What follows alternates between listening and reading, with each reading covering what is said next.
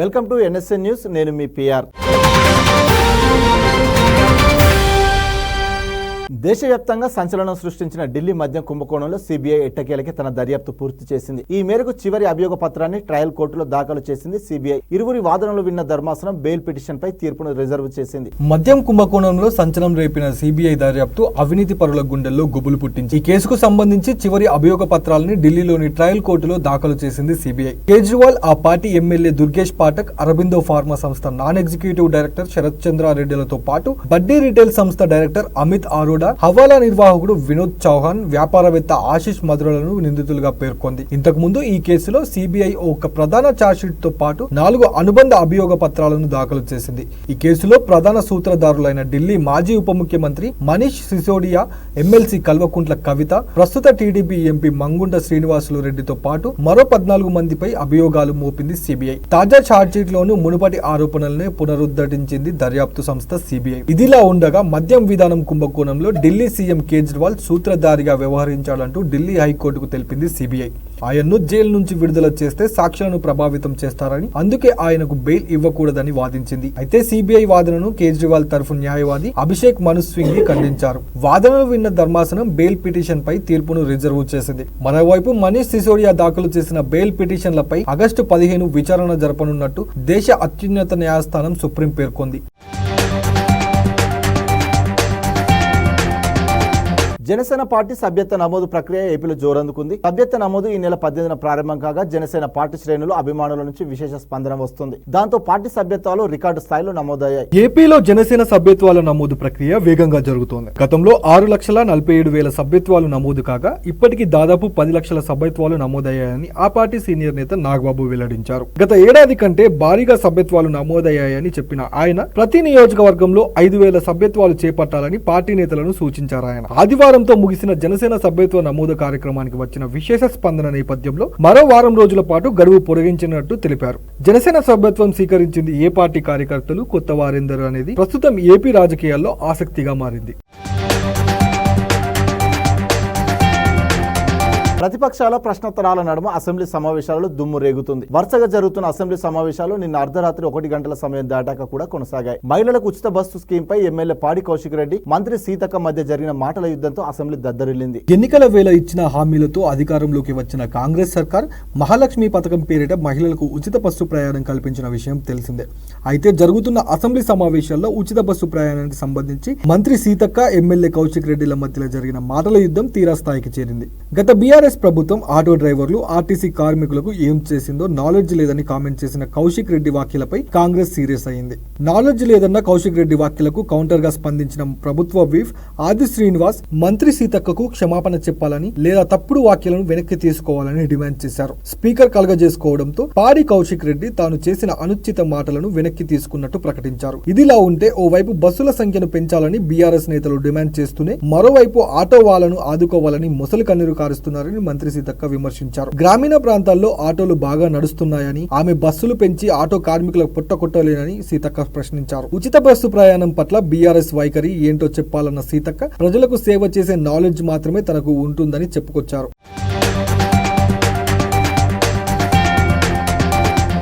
పదోన్నతి పొందిన సుమారు 30,000 మంది టీచర్లు బదిలీలయ్యారు.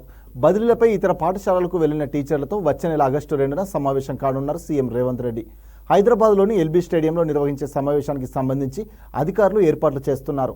తాజాగా ప్రభుత్వం చేపట్టిన బదిలీలతో ప్రస్తుతం పనిచేస్తున్న ప్రదేశం నుంచి వేరొక పాఠశాలకు 30,000 మంది టీచర్లు బదిలీ అయ్యారు. ఈ నేపథ్యంలో సీఎం రేవంత్ బదిలీలపై వెళ్లిన టీచర్లతో నేరుగా మాట్లాడేందుకు వచ్చే నెల 2న హైదరాబాద్లోని ఎల్బీ స్టేడియంలో సమావేశం నిర్వహించనున్నారు అధికారులు. ఇందుకు సంబంధించిన ఏర్పాట్లపై పలువురు అధికారులతో శాంతి కుమార్ టెలికాన్ఫరెన్స్ నిర్వహించారు. ఈ సమావేశానికి రాష్ట్రంలోని పలు జిల్లాల నుంచి వచ్చే టీచర్లకు రెయిన్ ప్రూఫ్ టెంట్ సౌకర్యం కల్పించడంతో పాటు పార్కింగ్, తాగునీరు, పారిశుద్ధ్యం వంటి ఇతర సౌకర్యాలను ఏర్పాటు చేయాలని అధికారులను ఆదేశించారు. సమావేశంలో డీజీపీ జితేందర్ రెడ్డి, విద్యాశాఖ ముఖ్య కార్యదర్శి బుర్రా వెంకటేశం, ఎస్సీ డెవలప్మెంట్ ముఖ్య కార్యదర్శి శ్రీధర్, రోడ్డు భవనాల శాఖ కార్యదర్శి Harichandana, Hyderabad city commissioner Srinivas Reddy, GHMC commissioner Amrapali, సమాచార శాఖ స్పెషల్ కమిషనర్ హనుమంతరావులున్నారు.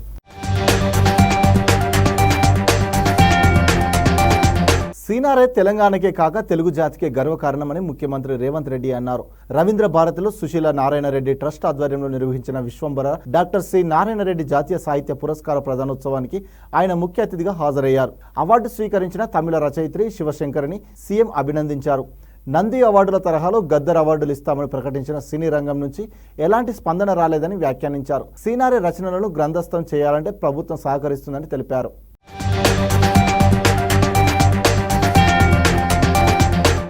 తప్పకుండా ఈ ప్రభుత్వం వారి జ్ఞాపకార్థం చేయవలసిన తీసుకోవాల్సిన నిర్ణయాలు తప్పకుండా తీసుకుంటుంది అని చెప్పి ఈ సందర్భంగా వారి అభిమానులకు తెలియజేస్తున్నారు.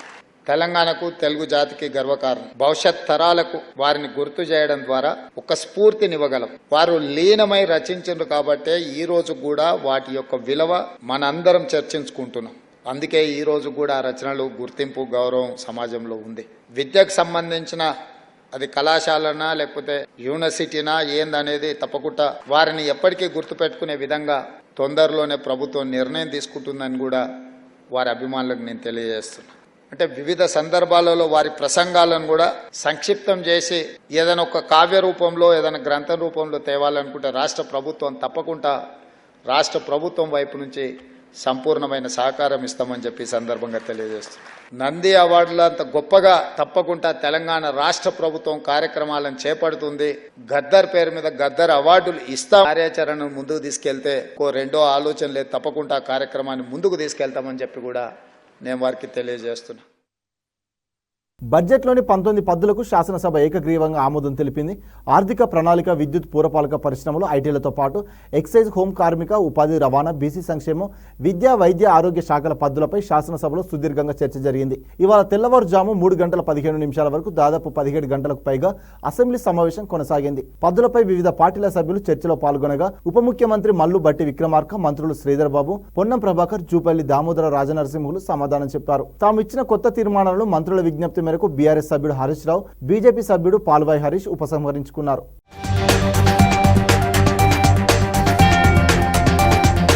పద్దులపై జరిగిన చర్చలో భాగంగా బీఆర్ఎస్ ఎమ్మెల్యే కేటీఆర్, బీసీ సంక్షేమ శాఖ మంత్రి పొన్నం మధ్య వాగ్వాదం జరిగింది. బీసీలకు 10 ఏళ్ల పాటు ఏం చేయలేదనడం సరికాదన్న కేటీఆర్ సిరిసిల్ల చేనేత కార్మికుల విషయంలో మాట్లాడి పరిష్కరిద్దామని మంత్రుల్ని కోరినట్లు తెలిపారు. బీసీ డిక్లరేషన్ ప్రకారం 1,00,000 కోట్లు అన్నారని బడ్జెట్లో మాత్రం 20 కోట్లు కూడా పెట్టలేదని విమర్శించారు. స్థానిక సంస్థల ఎన్నికల్లో 42% రిజర్వేషన్లు ఇస్తారా లేదా అని కేటీఆర్ ప్రశ్నించారు. బీసీల పట్ల తమ చిత్తశుద్ధి చాటాల్సిన అవసరం లేదన్న మంత్రి పొన్నం ప్రభాకర్ బీఆర్ఎస్ లాగా తక్కువ రిజర్వేషన్లు ఇవ్వబోమని స్పష్టం చేశారు. కేటీఆర్ పార్టీలో బీసీలకు స్థానముందా అని దుయ్యబట్టారు.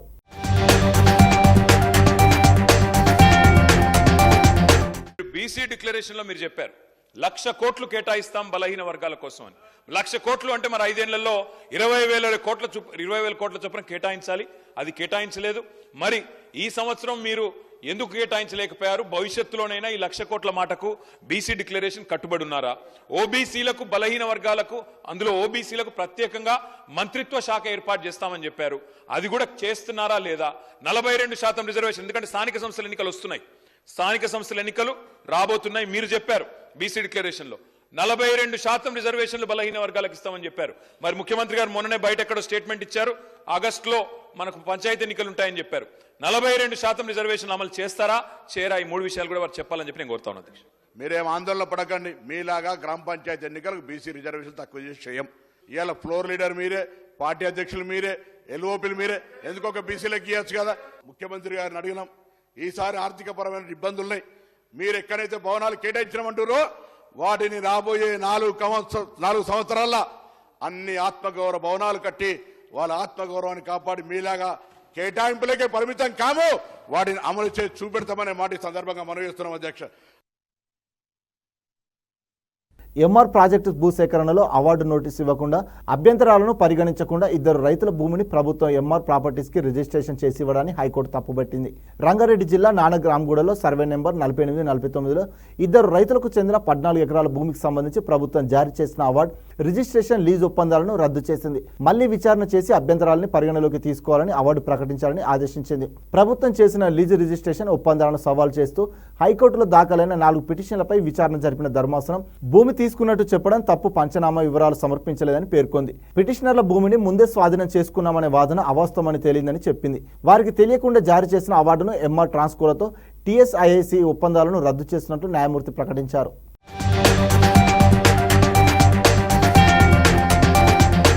వాణిజ్య పన్ను శాఖ విభాగంలో జరిగిన 1400 కోట్ల కుంభకోణం కేసును సిఐడికి బదిలీ చేస్తూ ప్రభుత్వం ఉత్తర్వులు జారీ చేసింది. మాజీ CS Somesh Kumar, IIT Hyderabad assistant professor సహా కొందరు ఉన్నతాధికారులు ప్రత్యేక సాఫ్ట్వేర్ రూపొందించి ప్రభుత్వ ఖజానాకు నష్టం కలిగించారని వాణిజ్య శాఖ అంతర్గత ఆడిటింగ్ లో గుర్తించారు. 11 ప్రైవేట్ సంస్థలు 400 కోట్లు ఎగవేశాయని ప్రాథమికంగా అంచనా వేశారు. హైదరాబాద్ లో సిసిఎస్ లో వాణిజ్య పన్నుల శాఖ ఫిర్యాదు మేరకు సోమేష్ కుమార్ పై కేసు నమోదు చేశారు. 72 కంపెనీలకు ప్రయోజనం చేకూరేలా మాజీ సీఎస్ సోమేష్ కుమార్ వ్యవహరించినట్లు అభియోగాలు నమోదయ్యాయి. సంచలన రేకెత్తించిన కేసులో ఏపీ, ఢిల్లీ, గుజరాత్, మహారాష్ట్ర, కర్ణాటక తదితర రాష్ట్రాల్లోని కంపెనీలతో సంబంధాలున్నట్లు ప్రాథమిక దర్యాప్తులో నిర్ధారణకు వచ్చారు. కేసు తీవ్రత దృష్ట్యా సిసిఎస్ నుంచి సిఐడికి బదిలీ చేస్తూ ప్రభుత్వం నిర్ణయం తీసుకుంది.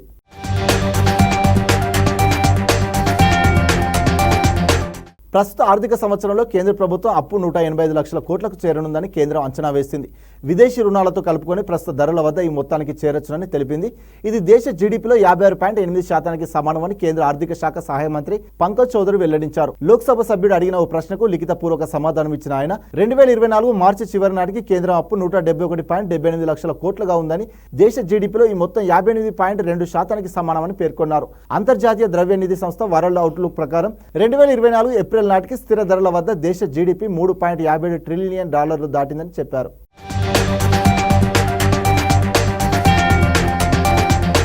ఈ ఏడాది అమర్నాథ్ యాత్రలో రికార్డు స్థాయిలో భక్తులు పాల్గొన్నారు. ఇప్పటి వరకు 4,65,000 మంది భక్తులు మంచు శివలింగాన్ని దర్శించుకున్నారు. గతేడాది 4,59,000 మంది భక్తులు అమర్నాథ్ యాత్రలో పాల్గొన్నారు. నిన్న ఒక్కరోజు 7,500 మంది భక్తులు సముద్ర మట్టానికి 3,880 మీటర్ల ఎత్తులో కొలువైన మంచు శివలింగాన్ని దర్శించుకున్నారని అధికారులు తెలిపారు. 52 రోజుల పాటు జరగనున్న అమర్నాథ్ యాత్ర ఆగస్టు 19న ముగియనుంది.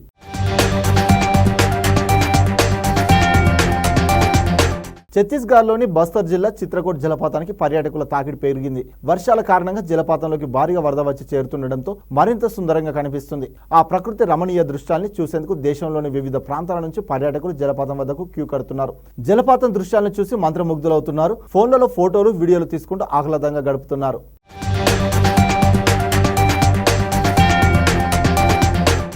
అమెరికా అధ్యక్ష ఎన్నికల ప్రచారంలో జరిగిన హత్యాయత్నంపై మాజీ అధ్యక్షుడు డొనాల్డ్ ట్రంప్ను ఎఫ్బీఐ ప్రశ్నించనుంది. విచారణకు ట్రంప్ కూడా అంగీకరించినట్లు ఎఫ్బీఐ వర్గాలు తెలిపాయి. నేర దర్యాప్తులో బాధితుల వాంగ్మూలం తీసుకున్న ప్రక్రియలో భాగంగానే మాజీ అధ్యక్షుడిని విచారణ చేయనున్నట్లు ఎఫ్బీఐ పేర్కొంది. దాడి సమయంలో ఆయన గమనించిన విషయాలు తెలుసుకోనున్నట్లు ఎఫ్బీఐ ఉన్నతాధికారి వెల్లడించారు. నేర దర్యాప్తులో ఇతర బాధితుల మాదిరిగానే ట్రంప్ను ప్రశ్నించనున్నట్లు చెప్పారు. ఈ కేసుకు సంబంధించి 450 మందిని విచారించినప్పటికీ దుండగుడు ట్రంప్ను ఎందుకు లక్ష్యం చేసుకున్నారనే విషయాన్ని ఎఫ్బీఐ నిర్ధారించలేదు. అయితే దాడి మాత్రం పక్కా పథకం ప్రకారమే జరిగిందని, అతడి ఇంట్లో కారులో లభ్యమైన పేలుడు పదార్థాలు, అతడు వినియోగించిన డ్రోన్ను బట్టి తెలుస్తుందని ఎఫ్బీఐ వర్గం చెబుతోంది.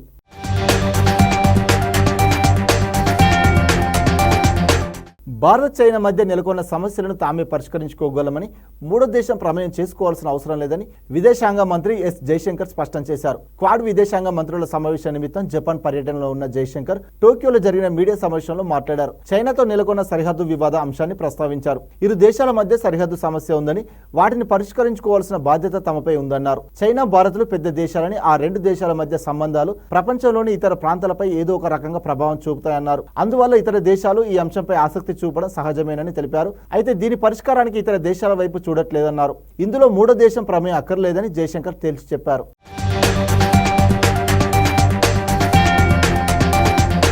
ఇంతటితో ఈ వార్తలు సమాప్తం. మరిన్ని వార్తలతో మళ్ళీ కలుద్దాం. అంతవరకు చూస్తూనే ఉండండి మన NSN న్యూస్, నిజాం మా నైజాం.